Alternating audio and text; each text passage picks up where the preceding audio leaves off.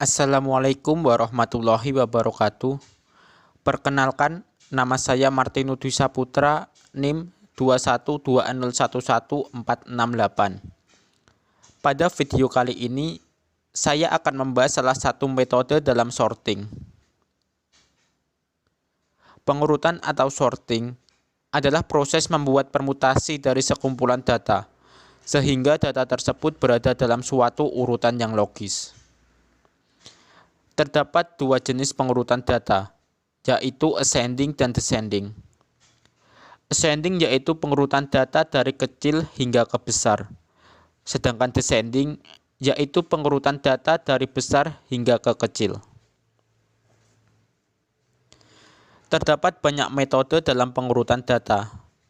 Yang pertama, bubble sort, yaitu pengurutan berdasarkan perbandingan. Yang kedua, selection sort, yaitu pengurutan berdasarkan prioritas atau seleksi. Yang ketiga yaitu insertion sort, yaitu pengurutan berdasarkan penyisipan dan penjagaan terurut. Yang keempat quick sort, yaitu pengurutan dengan cara membagi menjadi partisi-partisi, dan masih banyak lagi. Namun pada video kali ini saya lebih memfokuskan pada metode quick sort.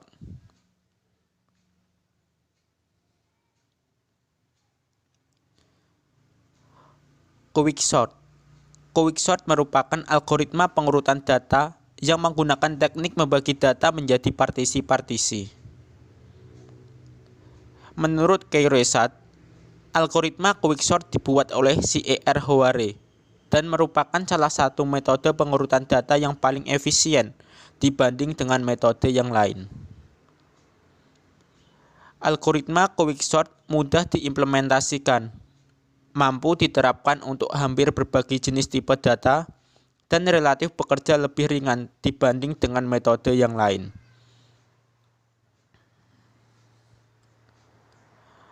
Berikut merupakan proses dalam metode quick sort. Yang pertama yaitu memilih satu elemen secara acak sebagai pivot. Yang kedua memindahkan semua elemen yang lebih kecil ke sebelah kiri pivot dan elemen yang lebih besar ke sebelah kanan pivot. Apabila elemen memiliki nilai yang sama dengan pivot, maka bisa disimpan di salah satunya. Dan yang terakhir yaitu melakukan sorting secara rekursif terhadap subarray sebelah kiri dan kanan pivot. Algoritma quick sort. Di sini saya memiliki 5 data dari indeks pertama hingga indeks kelima. Selanjutnya, kita harus menentukan pivot dari data tersebut. Pivot diperoleh dengan indeks awal ditambah indeks akhir dibagi 2, yaitu 1 ditambah 5 dibagi 2 sama dengan 3. Sehingga pivot berada pada indeks ketiga.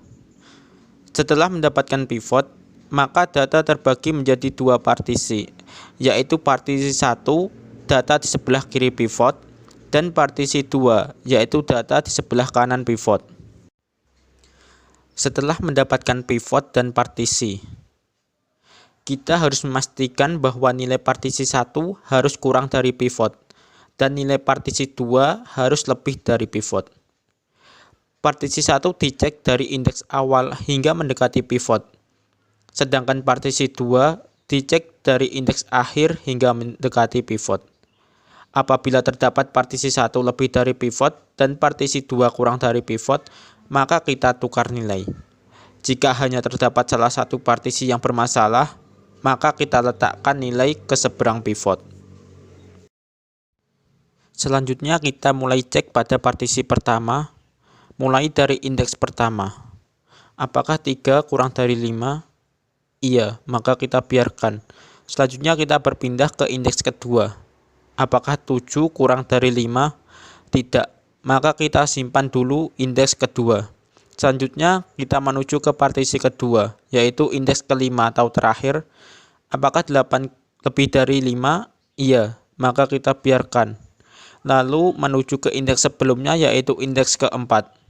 Apakah 1 lebih dari 5? Tidak, sehingga kita tukar nilai indeks 2 dan indeks 4 menjadi demikian. Setelah penyesuaian partisi, nilai sebelah kiri pivot kurang dari atau sama dengan pivot, dan nilai sebelah kanan pivot lebih dari atau sama dengan pivot. Selanjutnya, kita lakukan hal yang sama di setiap partisi. Kita fokus ke partisi 1 terlebih dahulu.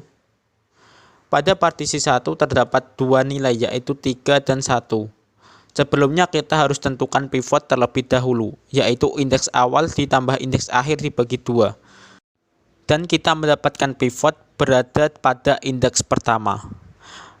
Lalu kita cek apakah partisi sebelah kanan pivot lebih dari pivot. Apakah 1 lebih dari 3? Tidak. Maka kita pindahkan nilai 1 di seberang pivot, sehingga menjadi berikut. Selanjutnya kita fokus pada partisi kedua. Partisi 2 juga terdapat dua nilai dan pivot berada pada indeks pertama. Lalu kita cek apakah partisi sebelah kanan pivot lebih dari pivot. Apakah 8 lebih dari 7? Iya. Maka kita biarkan saja. Setelah itu kita mendapatkan partisi 1 yaitu 1, 3, pivot sama dengan 5, partisi 2, 7, dan 8. Lalu kita gabungkan saja, sehingga hasil dari pengurutan data yaitu 1, 3, 5, 7, dan 8. Yang selanjutnya yaitu contoh program quicksort. Di sini saya menggunakan array 1-100 yang berarti hanya dapat menyimpan maksimal 100 data. Dan di sini menggunakan variabel i sebagai perulangan dan n untuk mengetahui banyak data. Selanjutnya yaitu prosedur input. Jumlah data, readline n yaitu masukkan banyak data, lalu for i to n do data ke i sama dengan readline data ke i yaitu untuk memasukkan data-data tersebut. Lalu prosedur tukar dengan parameter a dan b dan t untuk variabel bantu. Cara ini hanya untuk menukar variabel a dan b.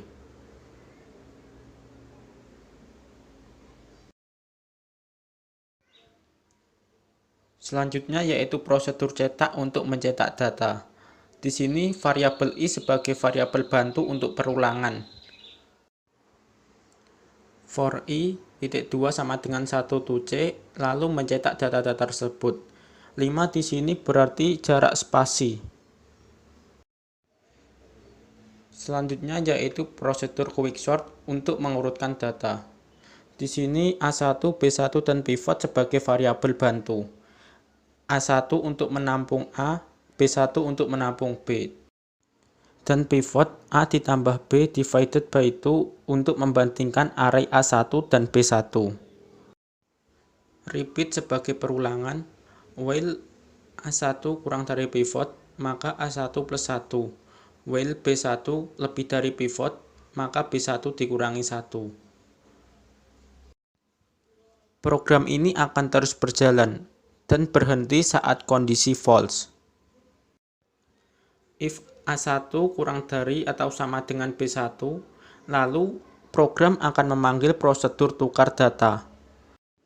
Int A1 berarti A1 ditambah 1, teach B1 berarti B1 dikurangi 1. Until A1 lebih dari B1 merupakan base case, yang berarti perulangan hanya dapat berhenti ketika base case terpenuhi.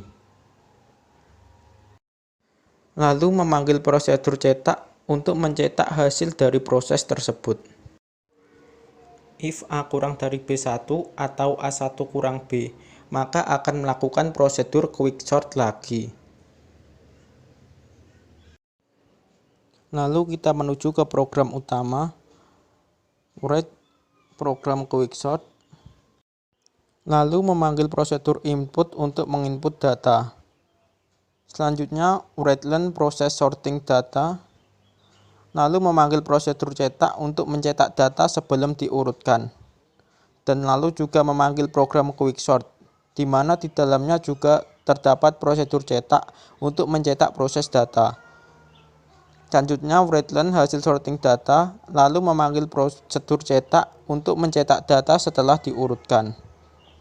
Lalu kita jalankan programnya.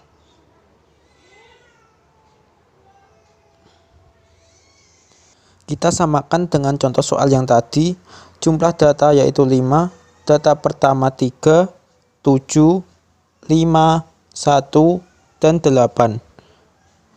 Sehingga diperoleh hasil sorting data yaitu 1, 3, 5, 7, dan 8. Dan ini merupakan proses dari sorting data tersebut.